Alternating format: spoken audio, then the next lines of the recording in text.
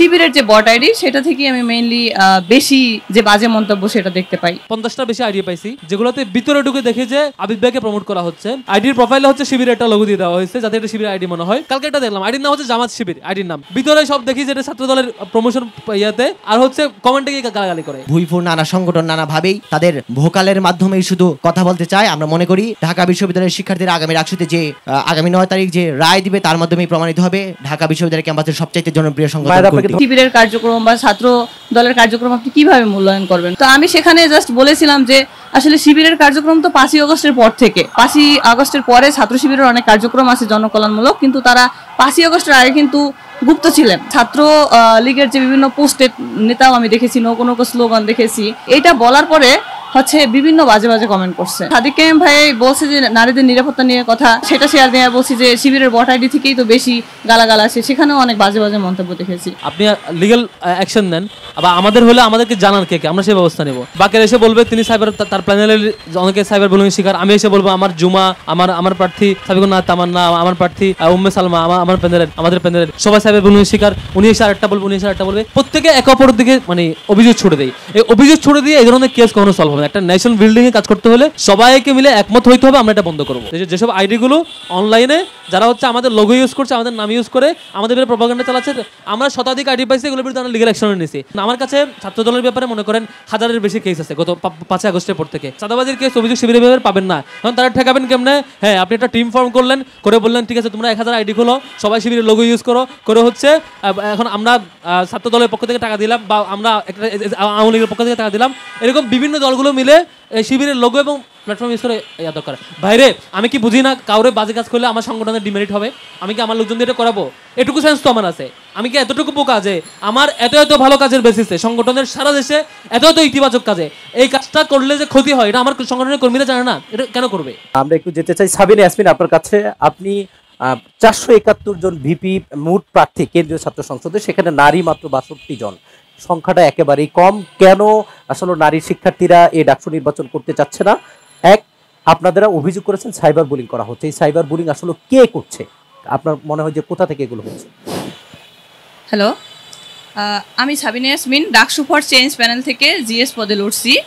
তো আমাদের মেইন যে হচ্ছে স্লোগান সেটাই হচ্ছে no more dirty politics, no more violence, make the DUCSU for academic excellence. দেখেন, আপনি যদি বলেন যে হচ্ছে কারা হচ্ছে আমাদেরকে সাইবার বুলিংয়ের ভিকটিম বানায়, সেক্ষেত্রে আমি বলবো যে হচ্ছে এখানে বিভিন্ন গ্রুপ আছে, কিন্তু স্পষ্ট করে যদি আমি বলি সেখানে অনেকের কাছেই আমি শুনেছি অনেক রাজনৈতিক নেতা এবং হচ্ছে ছাত্র সংগঠনের নেতা, এবং হচ্ছে কালকে আমি উমামার একটা ভিডিওতেও দেখেছি এবং আমি নিজেও শিকার হয়েছি, শিবিরের যে বট আইডি সেটা থেকেই আমি মেইনলি বেশি যে বাজে মন্তব্য সেটা দেখতে পাই। তো রিসেন্টলি এটা আমি হচ্ছে আমার আগের শোতেও বলেছি, রিসেন্টলি হচ্ছে একটা কোশ্চেন ছিল যে কার্যক্রম নিয়ে, যে হচ্ছে শিবিরের কার্যক্রম বা ছাত্র দলের কার্যক্রম আপনি কিভাবে মূল্যায়ন করবেন, বা হচ্ছে আপনার সংগঠনের কার্যক্রম আপনি কিভাবে মূল্যায়ন করবেন। তো আমি সেখানে জাস্ট বলেছিলাম যে আসলে শিবিরের কার্যক্রম তো 5ই আগস্টের পর থেকে, কিন্তু আপনি অন্য দলগুলা, ছাত্রদল বলেন বা অন্যান্য দলগুলো বলেন, ছাত্রাধিকার পরিষদ বলেন, আমাদের কিন্তু অনেক আগে থেকেই বিভিন্ন ছাত্রদের অধিকার নিয়ে কাজ করা বা হচ্ছে আন্দোলনে যুক্ত হওয়া।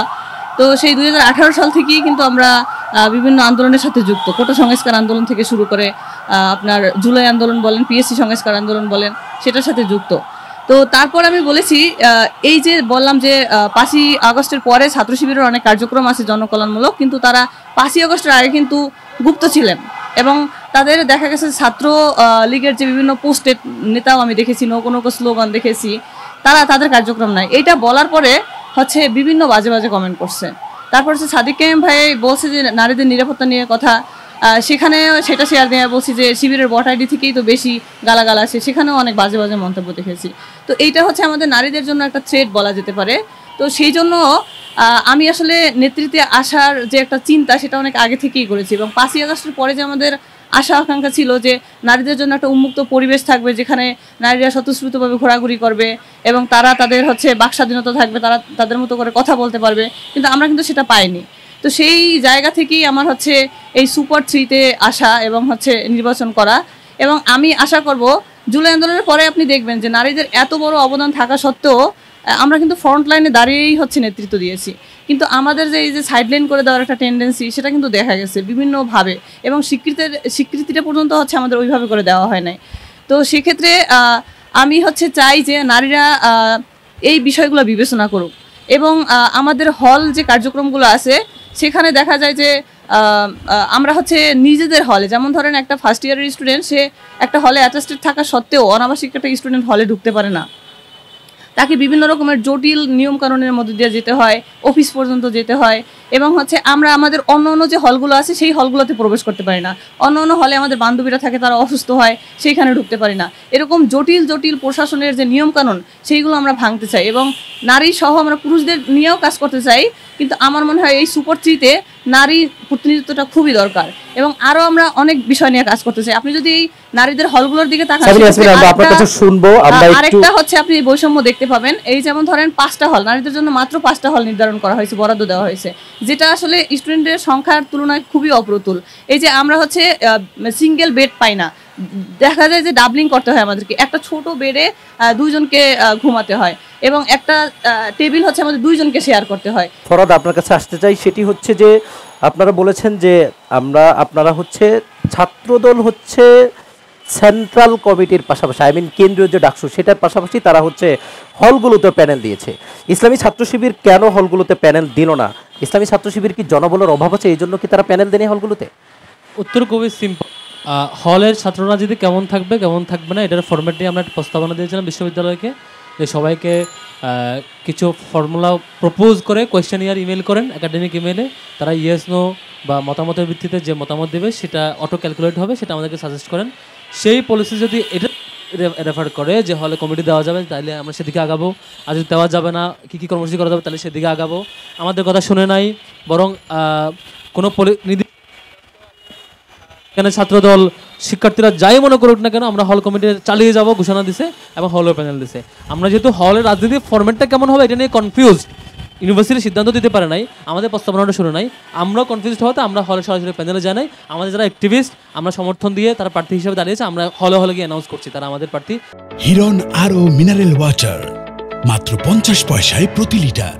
যেখানে ক্যাপেবল সেখানে দাঁড়াচ্ছে, কিন্তু পূর্ণাঙ্গ প্যানেল আকারে যাওয়ার জায়গাটা সেটা কমিটির পলিসির সাথে সিমিলার। যেহেতু কমিটির পলিসির ব্যাপারে ইউনিভার্সিটির সিদ্ধান্ত এখনো জানাই আমাদেরকে, আমরা এই সিদ্ধান্তে ইউনিভার্সিটির শিক্ষার্থীদের মতের বিপরীতে গিয়ে আমরা অন্য মত পোষণ করাটা পছন্দ করি না। শিক্ষার্থীদের মতামতের ভিত্তিতে, শিক্ষার্থীদের ফিডব্যাকের বেসিসে সিদ্ধান্তটা নেওয়ার কথা বলেছিলাম, কারণ আমরা সব সংগঠন মিলেও ঢাকা বিশ্ববিদ্যালয়ের সকল শিক্ষার্থীদের প্রতিনিধিত্ব করি না, কারণ অলমোস্ট 50%-এর চেয়ে বেশি শিক্ষার্থী অ্যাপলিটিক্যাল, যারা কোনো রাজনীতির সাথে সংশ্লিষ্ট।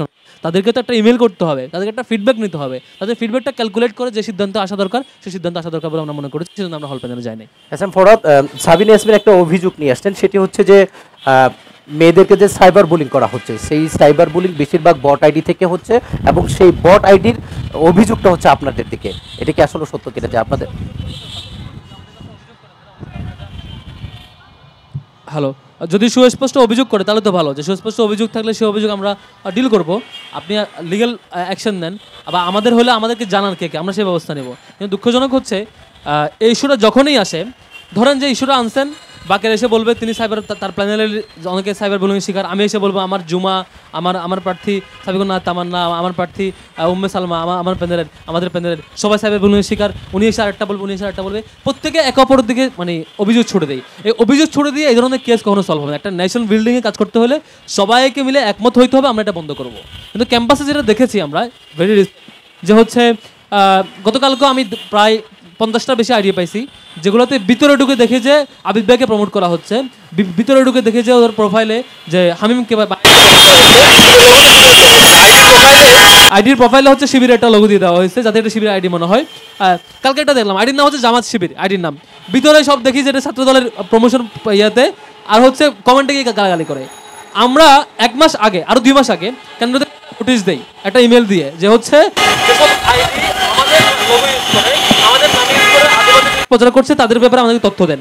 যেসব আইডিগুলো অনলাইনে যারা হচ্ছে আমাদের লোগো ইউজ করছে, আমাদের নাম ইউজ করে আমাদের বিরুদ্ধে প্রপাগান্ডা চালাচ্ছে, আমরা শতাধিক আইডি পাইছি, এগুলোর বিরুদ্ধে আমরা লিগ্যাল অ্যাকশন নিয়েছি। আরও অনেকে তথ্য দিচ্ছে এরকম।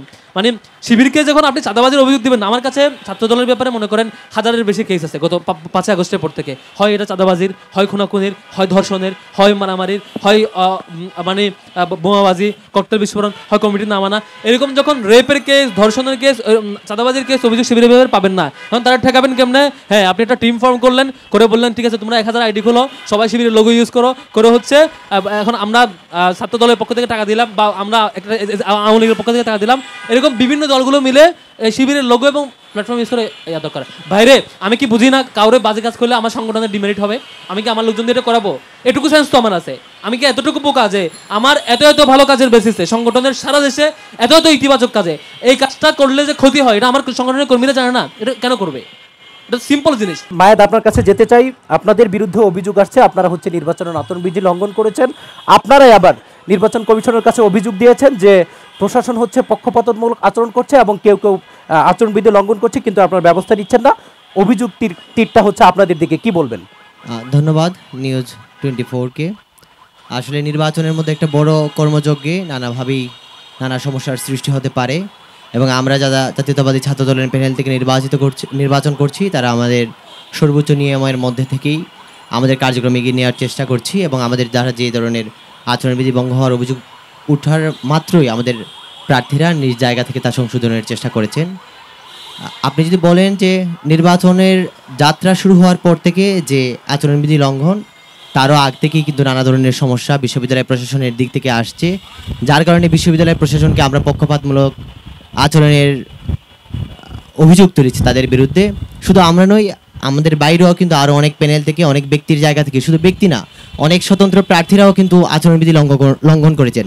আমাদের যে দিন থেকে আমাদের নির্বাচনী প্রচারণা শুরু হয় সেই দিন বলা হয়েছিল যে পিভিসি ব্যানার করা যাবে না। রাজনৈতিক সংগঠনের বাইরে শতাধিক স্বতন্ত্র প্রার্থী তাদের পিভিসি ব্যানার করেছেন, রোমান ব্যানার করে ঝুলিয়ে দিয়েছেন। টিএসসি ভরে গেছে রোমান ব্যানারে। তার মানে কি এই দ্বারা যে স্বতন্ত্র প্রার্থীরা পাওয়ার প্র্যাকটিস করতেছেন এমন কোনো বিষয় না, এটা অনাকাঙ্ক্ষিত। আমরা মনে করি যে এটা অনাকাঙ্ক্ষিত ভুল, এবং তারা হয়তো সেটা যে নিয়ে বিধিমালা সেটা নিয়ে ফলো করতে পারে নাই। সেই জায়গা থেকে দাঁড়িয়ে আমরা বিশ্ববিদ্যালয় প্রশাসনকে ফর্মালি অনুরোধ জানিয়েছি যাতে সেটা সংশোধন করা হয়, এবং বিশ্ববিদ্যালয় প্রশাসন আমাদের আবেদনের প্রেক্ষিতেই কিন্তু নিজ উদ্যোগে সেই সব ব্যানার এবং পিভিসি পোস্টারগুলো সরিয়ে নিয়েছে। যাই হোক, এরপরেও যে আমরা আমাদের জায়গা থেকে দুঃখ প্রকাশ করেছি, এবং আমাদের কর্মীরা যারা আছেন তার সর্বোচ্চ সতর্কতার সাথে আগামী ডাকসুকে সফল করার জন্য সহায়তা করবেন বলে আমরা বিশ্বাস করি, এবং আমরা সেই জায়গা থেকে শিক্ষার্থীদের প্রতি দায়বদ্ধ। আমরা সেনাবাহিনী নিয়োগ নিয়ে আমাদের বন্ধুরা ইতিমধ্যেই বলেছেন, আমরা আবারও সেই বিষয়ে উদ্বেগ প্রকাশ করছি। এবং সেনাবাহিনীর বিষয়টা একটু বলতে চাই, সেনাবাহিনী নিয়োগ করার আগে আপনারা তো যারা প্রার্থী, আপনারা যারা নির্বাচন করছেন, প্রশাসন আপনাদের সাথে এই বিষয়টা নিয়ে বসেছিল কিনা? জি না, আমাদের কোনো অভিমত ছাড়াই প্রশাসন নিজ উদ্যোগে এককভাবে সেই সিদ্ধান্ত নিয়েছে। আমাদের প্রবেশ পথগুলোতে সেনাবাহিনী ইতিমধ্যেই টহল জারি রেখেছে, কিন্তু প্রশাসন এইভাবে ঘোষণা করা সাধারণ শিক্ষার্থীদের কাছে অন্যরকম বার্তা বহন করে বলে আমরা মনে করি। আর 90 নিয়ে যদি আমাদের সহবক্তা আবু বকর মজুমদার বলেছেন, 90 সময় 90 পূর্ববর্তী সময়ে যে ডাকসুটা হয় ঢাকা বিশ্ববিদ্যালয় ক্যাম্পাসে, সেই ডাকসুতে জাতীয়তাবাদী ছাত্রদল হলগুলোতে ব্যাপক জনপ্রিয়তার সাথে জয়লাভ করে। তারই ধারাবাহিকতায় 90 গণ অভ্যুত্থান এবং তার পারিপার্শ্বিক পরিস্থিতির কারণে বাংলাদেশ জাতীয়তাবাদী ছাত্রদল 90 ডাকসুতে ব্যাপকভাবে ভূমিধস জয় লাভ করে, এবং আপনারা এই বিষয়ে সবাই অবগত আছেন। সেই সময়ে ঢাকা বিশ্ববিদ্যালয় পরিবেশ সংসদের যে কন্ট্রাক্টের মাধ্যমে ছাত্র শিবির, ছাত্র সমাজ সহ অনেক রাজনৈতিক সংগঠন নিষিদ্ধ হয়, এবং ছাত্রলীগ সহ সকল বাম সংগঠনগুলো এতটাই দুর্বল হয়ে পড়ে এবং জনপ্রিয়তা হারায় যে ডাকসুতে তাদের কোনো অবস্থান আর অবশিষ্ট থাকে না। সেইখান থেকে সব রাজনৈতিক সংগঠন এককভাবে বাংলাদেশ জাতীয়তাবাদী ছাত্রদলের বিরোধিতা শুরু করে, এবং রাজনৈতিক প্ল্যাটফর্ম হিসেবে ডাকসু বা ছাত্র সংসদগুলোকে অকার্যকর করার জন্য তারা সর্বোচ্চ চেষ্টা করে, এবং তারা সফল হয়। সেইখান থেকে ডাকসু একটা বন্ধ হওয়ার প্রবণতা শুরু হয়, এবং সেই ধারাবাহিকতা দীর্ঘদিন চলছে। এবং ঢাকা বিশ্ববিদ্যালয় ক্যাম্পাসে ডাকসু বন্ধ হওয়ার জন্য জাতীয়তাবাদী ছাত্রদলকে যেভাবে দোষারোপ করা হয়, সেই মিথ্যা প্রোপাগান্ডাকে আমরা ঘৃণার সাথে বর্জন করছি। এবং জাতীয়তাবাদী ছাত্রদল এখন যে জনপ্রিয়তা ধরে রেখেছে, ভুইফুর নানা সংগঠন নানাভাবেই তাদের ভোকালের মাধ্যমেই শুধু কথা বলতে চায়। আমরা মনে করি ঢাকা বিশ্ববিদ্যালয়ের শিক্ষার্থীরা আগামী ডাকসুতে যে আগামী 9 তারিখ যে রায় দিবে তার মাধ্যমেই প্রমাণিত হবে ঢাকা বিশ্ববিদ্যালয় ক্যাম্পাসের সবচাইতে জনপ্রিয় সংগঠন। ধন্যবাদ।